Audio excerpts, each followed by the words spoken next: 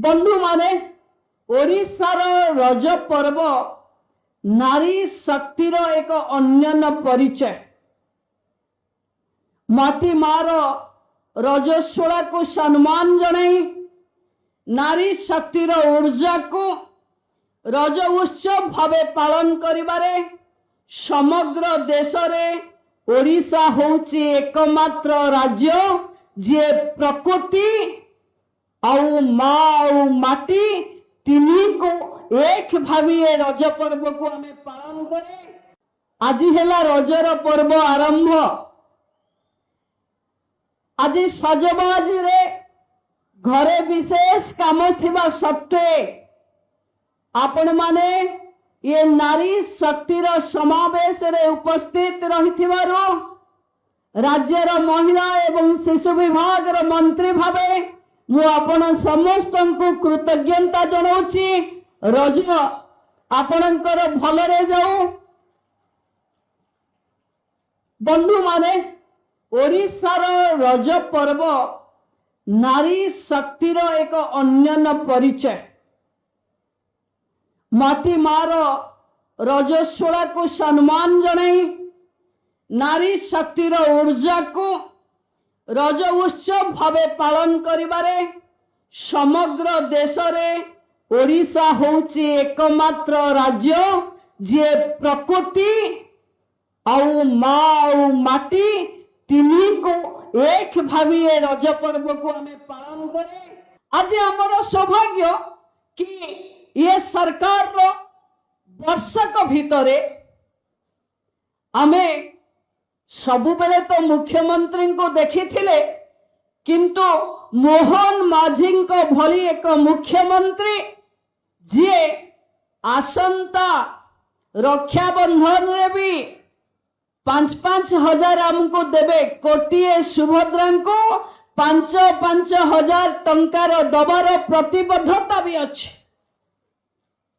भौणी माने सरकार अनेक आसे अनेक कथा सरकार कहे किंतु एभली सरकार उत्तरदायी सरकार जे महिलांको पई कही थिबा काम को करे। मु भाबुची आपनक नजर रे मोहन माझींको सरकार को आपण सेथिरे शीर्ष स्थान देबे जे कही थिबा कथा मोहन माझी रखिचंती एवं आपनक पाखे गोटिए वर्ष रे कोटिए सुभद्रा को डीबीटी माध्यम रे सीधा सड़क भावे 10,000 लेखा 10,000 वार्षिक 5,000 लेखा 2 थर पाई सारलेनी। आमे अनेक लोक हमको अनेक कथा भुआ बुलाउचंती। बेले बेले गाँव रे थिला बेले लोक कहंती आमे महिला नारी शक्ति देखंतु आमे फकीर मोहन सेनापति लो रेबी उठीचे जोठी महिला शिक्षा पाई लोक को लड़िबा को पड़ुथिला तात्सल्य करबा को पड़ुथिला। आज सेठु उठी आमे महिला को गाँ गाँ रे लक्षपति दीदी भावे देखुचे। भौणी माने जुग बदलिलाणी देश बदलिलाणी ता सहित ताल देई मोहन माझी विकसित ओडिशा रे आमे नारी शक्ति भी आहुरी मजबूत हवा। बोले प्रधानमंत्री महिला कल्याणकारी योजना एवं माननीय मुख्यमंत्री प्रतिबद्धता महिला को आग को बढ़ेबार ये डबल इंजिन रो डबल स्पीड 11 वर्ष आउ 1 मिसिले महिला भाषा रे एटा 111 हबो। 111 वर्ष भितरे बोधे महिला पाखे जो स्थिति नथिला आज से स्थिति आज आपण पाखरे ठिया हबो। बंधु माने किछि लोकन को एकथा हजम होउनी।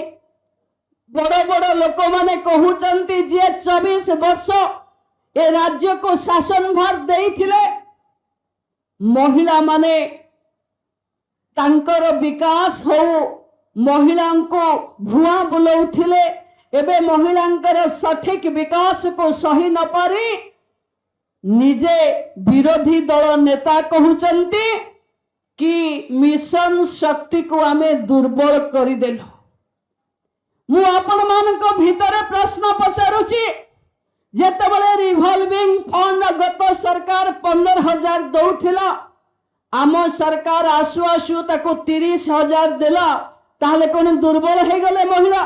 ମହିଳା ମାନେ କଣ କଲେ ବିକାଶ ହବ ତାର ବ୍ୟବସ୍ଥା କରାଯାଉଛି। ଆସ୍ତେ ଆସ୍ତେ ଆପଣ ମାନେ ମା ଦୁର୍ଗାଙ୍କର ପ୍ରତିଛବି ଭାବେ, ମା ଲକ୍ଷ୍ମୀଙ୍କର ପ୍ରତିଛବି ଭାବେ, ମା ସରସ୍ୱତୀଙ୍କର ପ୍ରତିଛବି ଭାବେ ଗାଁରେ ଘରେ ସଶକ୍ତ ମହିଳା ଭାବେ ତିଆରି ହେବେ।